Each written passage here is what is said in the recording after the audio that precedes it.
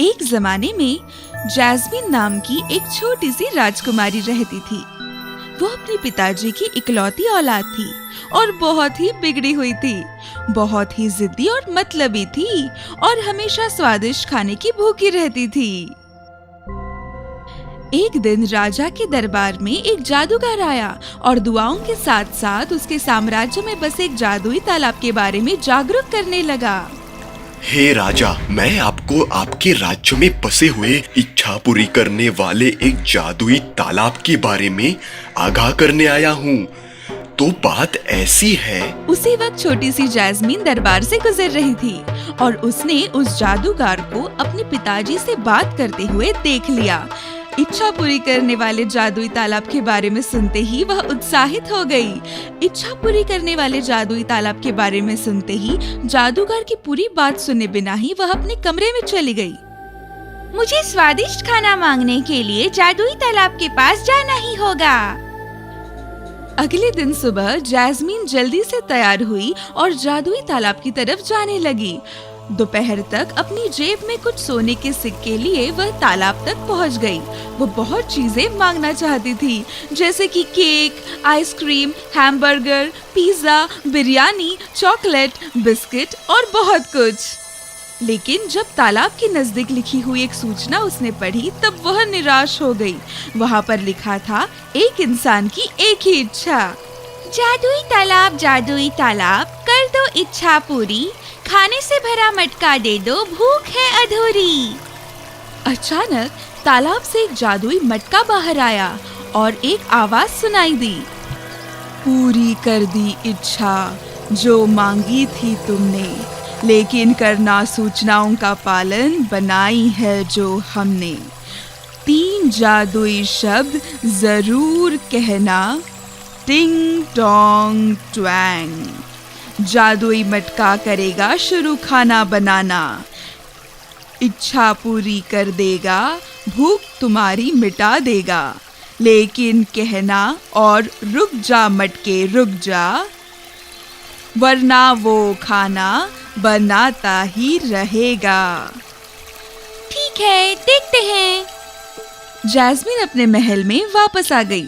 वो जादुई मटके के बारे में बहुत ही उत्सुक थी और उसने जादुई शब्द बोल दिए। टिंग टोंग ट्वैंग, मुझे चाहिए चॉकलेट केक और कोको पुडिंग। अचानक जादुई मटके से चॉकलेट केक और पुडिंग की बौछार होने लगी। जैस्मिन टूट पड़ी और ऐसे खाने लगी मानो वह बहुत भूखी हो। दिन भर दिन बीतते गए और वो जादुई मटके से हर तरह का खाना मांगती रही। उसका वजन भी बहुत ही बढ़ गया। एक दिन राजा उसे मिलने आए। उन्होंने मोटी सी लड़की को मुर्गा खाते हुए देखा और वो उसके करीब आए। करीब आने तक वो अपनी बेटी को पहचान ही नहीं सके। वो बहुत ही चौंक गए और उन्होंने कहा, मेरी प्यारी राजकुमारी, तुमने खुद का क्या हाल बना रखा है? पिताजी, कुछ दिनों पहले मैंने जादुई तालाब को भेंट दी थी और खाना बनाने वाले मटके की मांग की थी। पिछले कुछ दिनों से मटके से मैं खाना मांग रही हूँ और पिछली रात मटके को रोकने वाले जादुई शब्द मैं भूल चुकी हूँ। राजा को एहसास हुआ कि उनकी बेटी कितनी लालची और स्वार्थी थी। उन्होंने रोती हुई राजकुमारी को गले लगाया और कहा, मेरी प्यारी राजकुमारी, तुम कभी किसी की बात नहीं सुनती। मैं जानता हूँ कि तुमने जादूगर को जादुई तालाब के बारे में बोलते हुए सुना, लेकिन यकीनन तुमने पूरी बात नहीं सुनी थी। हे राजा, मैं आपको आपके राज्य में बसे एक जादुई तालाब के बारे में आगाह करने आया हूँ। वो तालाब इच्छा तो पूरी करता है, लेकिन उसके परिणाम भी होते हैं। वो एक दुष्ट जादुई तालाब है। उसे जल्द से जल्द तबाह करने की सलाह मैं आपको देना चाहता हूँ।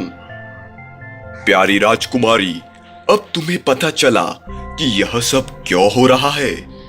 राजा ने अपने सेवकों को भेजा और आज्ञा दी, उस मटके को लो और जला दो। सेवकों ने तुरंत राजा की आज्ञा मानी और उस मटके को जला दिया और उसे पूरी तरह पिघलकर राख होते हुए देखा। उसके बाद राजकुमारी हर रोज कसरत करने लगी और बहुत जल्द पहले जैसी हो गई और सभी लोग खुशी-खुशी रहने लगे। कहानी की सीख: पूरी बात सुने बिना काम नहीं करना चाहिए।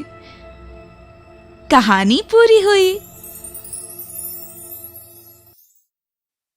If you enjoyed this story, please like and subscribe our channel and press the bell icon to get future updates. And don't forget to comment.